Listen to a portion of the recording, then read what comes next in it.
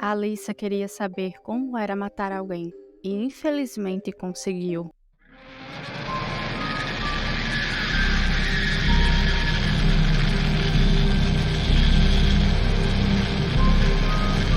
Por favor, se inscreva no canal para que assim que um vídeo novo seja lançado, você tenha acesso a ele.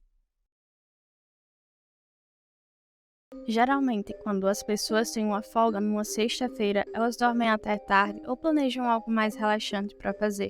Porém, esse não foi o caso de Alissa Bustamante, de 15 anos, que morava nos Estados Unidos. Quando ela teve folga da escola na sexta-feira, a garota passou o dia cavando 2 buracos no chão para serem usados como sepulturas. Alissa seguiu esperando pela oportunidade de matar alguém. Mas enquanto essa chance não aparecia, ela seguia sua vida normalmente, saindo com os amigos, indo para a escola, até que 4 dias depois, uma oportunidade apareceu.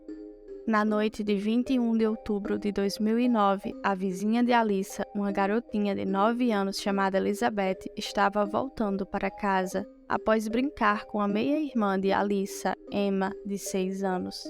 A casa de Elizabeth ficava perto do local. A última vez que Elizabeth foi vista com vida foram às 6h15 daquele dia. Depois disso, ela nunca mais foi vista com vida desde então. Não demorou para a família de Elizabeth sentir falta da garota. Logo, eles começaram a procurar por ela e chamaram a polícia para informar sobre o desaparecimento. A família da garota sabia que ela tinha medo do escuro, ou seja, Elizabeth não ficaria por aí andando no escuro de bom grado sozinha. Porém, apesar do esforço da família de Elizabeth, já era tarde demais. Quando Alissa viu Elizabeth passar, ela agarrou a menina, depois disso espancou, estrangulou, esfaqueou várias vezes, por último cortou a garganta da garotinha. Logo após, Alissa jogou o corpo em uma das sepulturas que havia cavado na semana anterior, em uma floresta.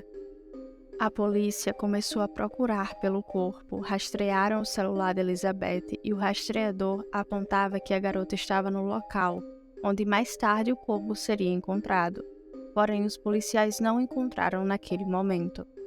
Os investigadores achavam inicialmente que Elizabeth havia sido raptada por algum molestador de crianças, porém não demorou muito para a atenção se voltar para Emma, que havia visto Elizabeth naquela noite. A garota disse ao FBI que elas brincaram um pouco do lado de fora, antes de Elizabeth voltar para casa. Outro detalhe que Emma contou foi que Alissa também havia aparecido para se juntar às meninas. Quando os investigadores souberam disso, eles também encontraram uma cova rasa no meio da floresta, e quando Alissa foi questionada se sabia algo sobre, ela disse que havia cavado por diversão.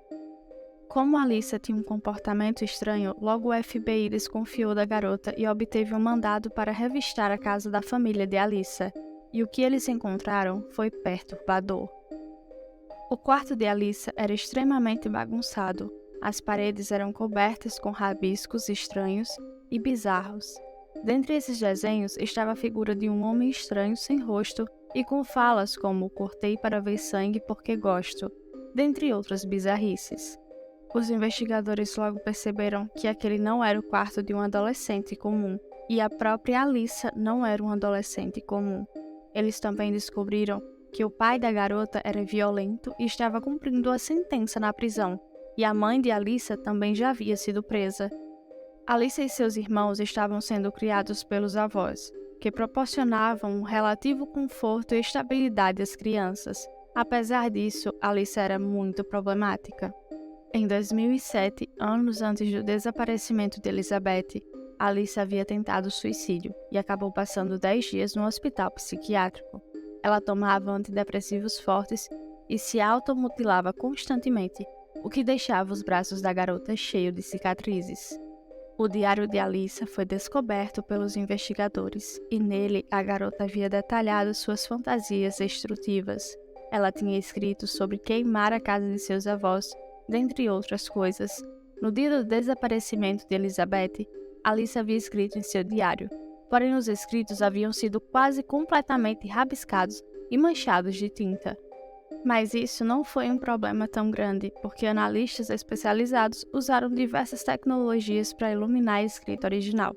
Enquanto eles analisavam o que estava escrito, os investigadores sentaram com Alyssa e fizeram ela falar o que sabia. Alyssa desabafou e revelou toda a verdade sobre o que tinha acontecido. Ela mesma havia matado a garota e depois voltou para casa para escrever como tinha se sentido em seu diário. No diário, Alyssa tinha escrito que havia acabado de matar alguém e que tinha sido algo incrível e muito agradável. Quando questionada do porquê havia feito isso, Alyssa respondeu que queria saber como era matar alguém. Outro fato bizarro é que se você ainda não se inscreveu no canal, então já se inscreve aí e curta o vídeo. A melhor amiga de Alyssa disse que a garota já havia dito a ela que se perguntava como era matar alguém. Em uma busca ainda mais profunda sobre a vida de Alyssa, os investigadores descobriram que ela tinha várias contas online, e em uma de suas contas no YouTube, ela havia listado matar pessoa e cortar como sendo alguns de seus hobbies. E se você pensa que acabou por aí, é aí que você se engana. Os investigadores encontraram em uma das contas de Alyssa no YouTube diversos vídeos caseiros perturbadores, incluindo um em que ela tocava numa cerca elétrica e depois pedia para que os irmãos fizessem o mesmo. Inclusive, a própria Alyssa chega a falar que naquele momento o vídeo ficava bom pois os irmãos se machucavam. Alyssa foi descrita como sendo uma pessoa zangada, violenta e deprimida. Uma das especulações da polícia foi de que Alyssa havia cavado inicialmente 2 covas porque planejava matar seus 2 irmãos mais novos, antes de atacar impulsivamente Elizabeth. A polícia achava que os vídeos dela no YouTube sustentavam essa hipótese, já que mostrava que ela claramente gostava de infligir dor aos irmãos. Porém, ela nunca chegou a admitir isso. No julgamento, houveram vários atrasos. Alyssa se declarou culpada da acusação de assassinato. Ela foi presa e acusada por assassinato em 1º grau, e foi julgada como uma adulta devido à gravidade de seu crime. A equipe de defesa de Alyssa tentou oferecer diversos argumentos para o que levou a garota a cometer esse crime, incluindo o uso do antidepressivo Prozac, que Alyssa havia tomado 2 semanas antes de cometer o homicídio. Porém, muitos psicólogos e especialistas em saúde mental afirmaram que não havia nenhuma conexão entre esses fatos. Depois de alguns dias de julgamento, a promotoria fez um apelo emocionante para que Alyssa fosse condenada à prisão perpétua. Alyssa, que estava olhando para o chão impassivelmente enquanto a promotoria relatava seu crime, finalmente desabou e chorou pela primeira vez em mais de 2 anos de processo judicial, quando seus avós ficaram chateados e saíram do tribunal. Em 8 de fevereiro de 2012, Alyssa Bustamante fez uma declaração final antes que o juiz proferisse sua sentença. Ela disse que se pudesse dar a vida dela para trazer Elizabeth de volta, ela o faria. Enquanto isso, os familiares de Elizabeth choravam muito. Alyssa foi condenada à prisão perpétua com possibilidade de liberdade condicional. Alyssa ainda é viva, tem 28 anos e continua na prisão. Um projeto de lei aprovado recentemente no estado de Alyssa permite que um assassino condenado com menos de 18 anos na época do crime receba liberdade condicional após apenas 15 anos de prisão. Inclusive, ela vai ter uma audiência de liberdade condicional em julho de 2024.